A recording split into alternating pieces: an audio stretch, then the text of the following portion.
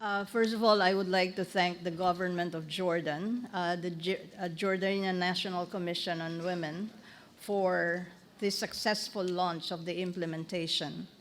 And all the supporters, UN Women, Canada, UK, Norway, Finland, Spain, and all other international development partners. And of course, special thanks to all of you for joining us in this very important occasion. And I love the fact that this is focused on national implementation, because from our many years of experience of working on national action plans, there's always a lot of attention, a lot of energies and resources during the development process. When it is adopted, those energy, resources, and interests wane. And because of that, some national action plans, and I am so unhappy to say this, some of them have remained in the shelves of the bureaucracy, gathering dust like any other policy when there's no attention to the implementation. So thank you, Jordan, for leading this kind of approach. In terms of best practices in implementation, I will echo a number of points already raised by my fellow panelists. I would highlight the cross-sectoral partnership and collaboration. I was here along with colleagues from Inclusive Security, Institute of Inclusive Security, during the national action planning processes, and our task was to focus on costing and budgeting the NAP. So we were communicating with UN Women and JNCW that for the costing and budgeting, usually it's a smaller group than the drafting process. And they told us, no. All of them want to be involved. All between 35 to 40 civil society organizations and government ministries and agencies. That is a challenge, of course. But in the end, meeting the challenge, ensuring that the process is inclusive and participatory, delivered what we were looking for in terms of the output. So the process is just as important as the output. If the process is inclusive, participatory, collaborative, then there is, that's a formula for a very well-developed national action plan and a promising high-impact NAP. And I also want to emphasize that in the cross-sectoral partnership and collaboration, everyone is on equal footing. The governments are not more important than civil society or other institutions. Everyone has something unique to contribute, has expertise and even resources, technical, financial, and human resources. So that's one of the best practice factor in implementation. The second is whole of government approach, already highlighted by our ambassador from Canada. The responsibility for developing and implementing national action plan does not only rest on JNCW or Ministries of Gender or Ministries of Foreign Affairs.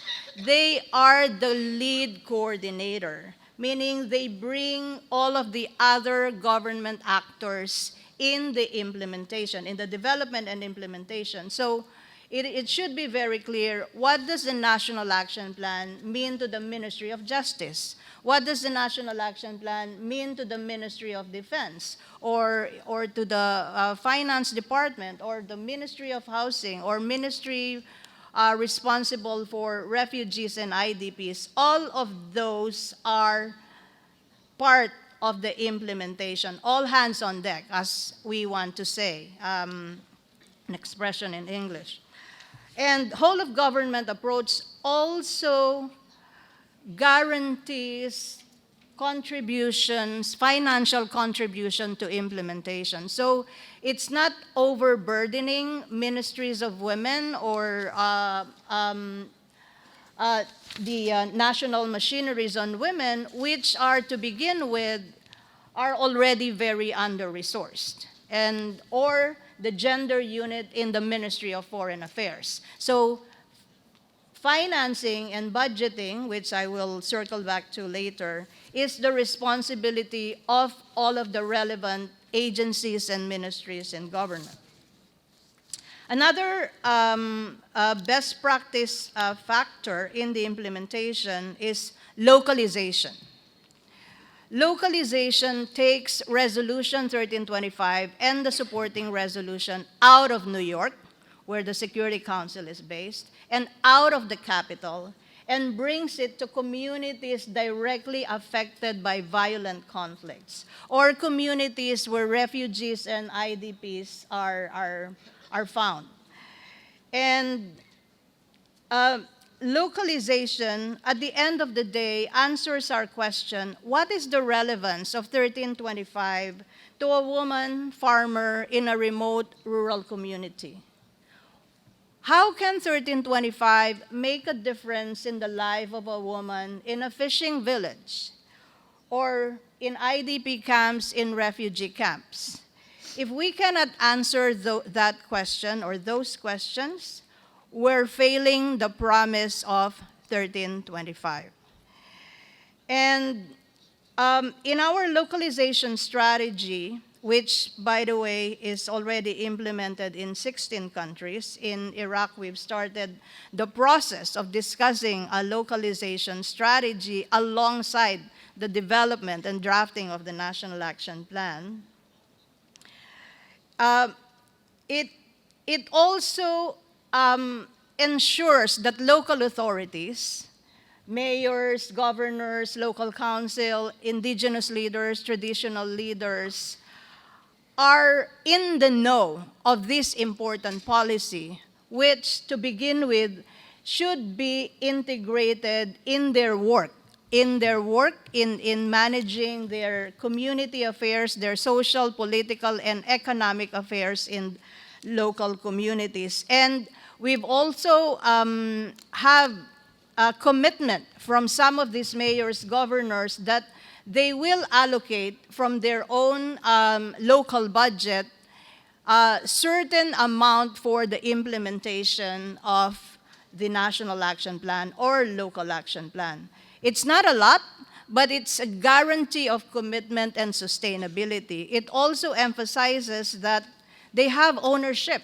They own this and they participate in the implementation because it makes a difference in the lives of their constituencies. So these three factors in implementation, cross-sectoral partnership and collaboration, whole-of-government approach, localization, along with some of the points that Jackie already mentioned in the features of a high-impact NAP, guarantees effective implementation. And without this, I like to say from napping, which is National Action Planning, they go to sleeping. So that's not what we want to happen with our national action plans. We want them to be vibrant, dynamic, and live documents that respond to the needs of the people who we are committed to serve. Thank you.